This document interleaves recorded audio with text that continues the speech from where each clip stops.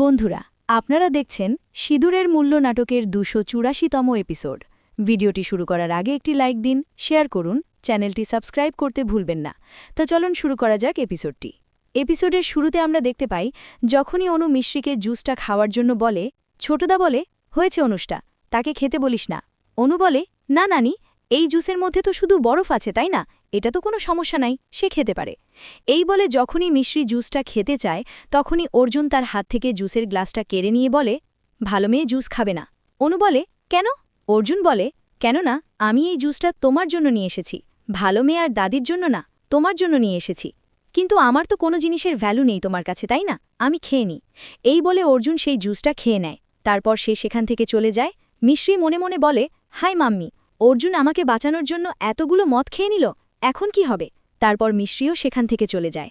এদিকে অর্জুন রুমের ভেতরে সে পড়ে যায় বিছানার ওপর, কেননা তার প্রচুর পরিমাণে নেশা হয়েছে। ঠিক তখনই মিশ্রি আসে। যেই না অর্জুন পড়ে যেতে নেই, মিশ্রি অমনি তাকে ধরে। সেও অর্জুনের সাথে পড়ে যায় সোফার মধ্যে। তারপর অর্জুন নেশার ঘরে কী সব বলতে থাকে। এদিকে আমরা সিন কার্ড হয়ে দেখতে পাই, ফুপু আর বাবলু আঙ্কেল ওয়েটারকে বলছে, সবার জুসের মধ্যে মদ মিশিয়ে দিয়েছ? ওয়েটার বলে, জি। বাবলু আঙ্কেল বলে, সাব্বাস, এখন সবাইকে এটা সার্ভ করো আর তিজুরি পরিষ্কার করে দিতে হবে। ফুপু বলে, তিজুরি পরিষ্কার করার পর যেসব জিনিস পাবে সেগুলো সব আমাদেরকে এনে দিবে। বাবলু আঙ্কেল আবার ওয়েটারকে বলে, কি করতে হবে তোমাকে? ওয়েটার বলে, সবগুলো জিনিসপত্র আপনাদেরকে এনে দিতে হবে। কারেক্ট। এদিকে মিশ্রি অর্জুনকে ধরে ধরে নিয়ে আসছে। ঠিক তখনই অর্জুন মিশ্রিকে নেশার ঘরে কী সব বলতে বলতে হঠাৎ সে জোরে চিৎকার করে বলে, আমি মদ খেয়ে নিয়েছি।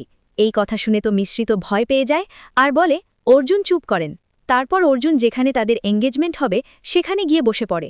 এদিকে সবাই সেই জুস খেয়ে নেয়। তারপর সবাই নেশার ঘরে চলে গিয়ে আবল তাবল বলতে থাকে।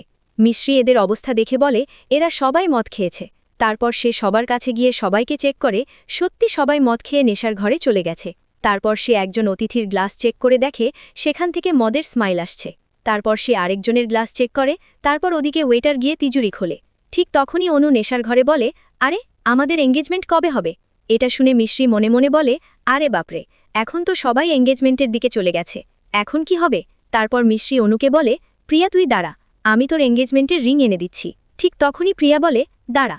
তারপর সে তার কাছে চলে আসে আর এই এঙ্গেজমেন্টের রিং যে থালাটায় রাখা ছিল সেটা নিয়ে বলে, আমি আমার এঙ্গেজমেন্টের রিং নিয়ে যাব। তারপর মিশ্রি এসে তার হাত থেকে থালাটা কেড়ে নেওয়ার চেষ্টা করে আর বলে, প্রিয়া দাঁড়া, সবার সামনে তামাশা করবি না। অনু বলে, তুই তামাশা করছিস? এই বলে দুজনের মধ্যে ধস্তাধস্তি শুরু হয়। তারপর হঠাৎই অনু মিশ্রির হাত থেকে রিংয়ের থালাটা ফেলে দেয়। তারপর সেই এঙ্গেজমেন্ট রিং নিজে পড়ে যায়। এই সুযোগে মিশ্রি অনুকে বলে, প্রিয়া তুই তোর রাগী চেহারা বানিয়ে দাঁড়িয়ে থাক, আমি তোর এঙ্গেজমেন্টের রিং নিয়ে আসছি। এই বলে সে এঙ্গেজমেন্টের রিং নিয়ে আসতে যায়।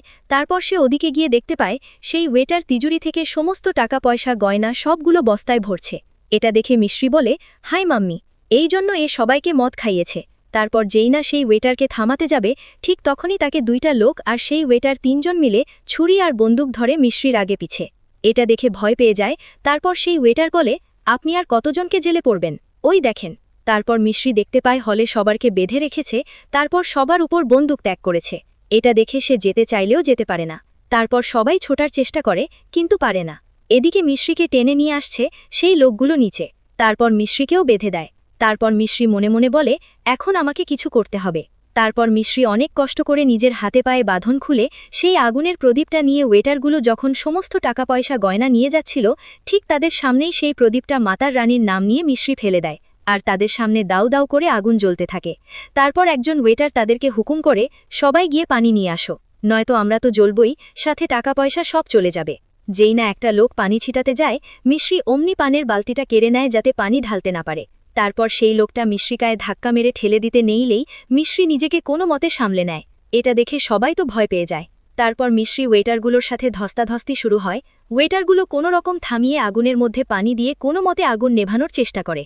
এদিকে অর্জুন মনে মনে বলে, প্লিজ মাতা রানী, মিশ্রির স্বাদ দাও।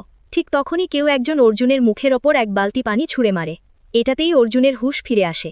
আর এদিকে ওয়েটারগুলো আগুন নেভানোর পর সবাই টাকা পয়সা গয়না নিয়ে যেতে থাকে। মিশ্রি তাদেরকে আটকাতে গেলেই তারা মিশ্রিকে আঘাত করে। তবুও মিশ্রি অনেক রকমের চেষ্টা করে তাদেরকে আটকানোর। শেষ পর্যন্ত তাদের পা ধরে তাদেরকে নিজে ফেলে দেয় যাতে তারা যেতে না পারে। তারপর একটা ওয়েটার তার পা দিয়ে মিশ্রির হাতে খুব জোরে জোরে আঘাত করতে থাকে। এতে মিশ্রি ছেলে দেয় আরেকটা ওয়েটারের পা। তারপর তাকে তুলে নিয়ে দুজন ওয়েটার ধরে আরেকটা ওয়েটার বন্দুক ত্যাগ করে তার দিকে। যেই না বন্দুকটা চালাতে যাবে মিশ্রির কপালে, ঠিক তখনই অর্জুন সেই ওয়েটার মাথায় পেছন থেকে বোতল দিয়ে আঘাত করে। এতে ওয়েটার নিচে পড়ে যায়। তারপর অর্জুন মিশ্রিকে তাদের থেকে ছাড়িয়ে সে সবার সাথে ফাইট করতে থাকে। তারপর একজন ওয়েটার অর্জুনের দিকে বন্দুক ত্যাগ করে। তারপর অর্জুন সেই ওয়েটার তার হাত বাঁকিয়ে সেই বন্দুকটা আবার তার দিকেই তাক করে, আর তাদের মধ্যে ধস্তাধস্তি শুরু হয়। ঠিক তখনই আরেকটা ওয়েটার হাতুড়ি নিয়ে এসে অর্জুনের মাথায় পেছন থেকে আঘাত করতে নিলেই মিশ্রি সেটা দেখে ফেলে। তো বন্ধুরা, আজকের পর্বের সমাপ্তি এখানে হয়। ভিডিওটি ভালো লাগলে একটি লাইক দিন, শেয়ার করুন, চ্যানেলটি সাবস্ক্রাইব করতে ভুলবেন না। পরবর্তী পার্ট দেখার জন্য আমাদের সাথেই থাকুন।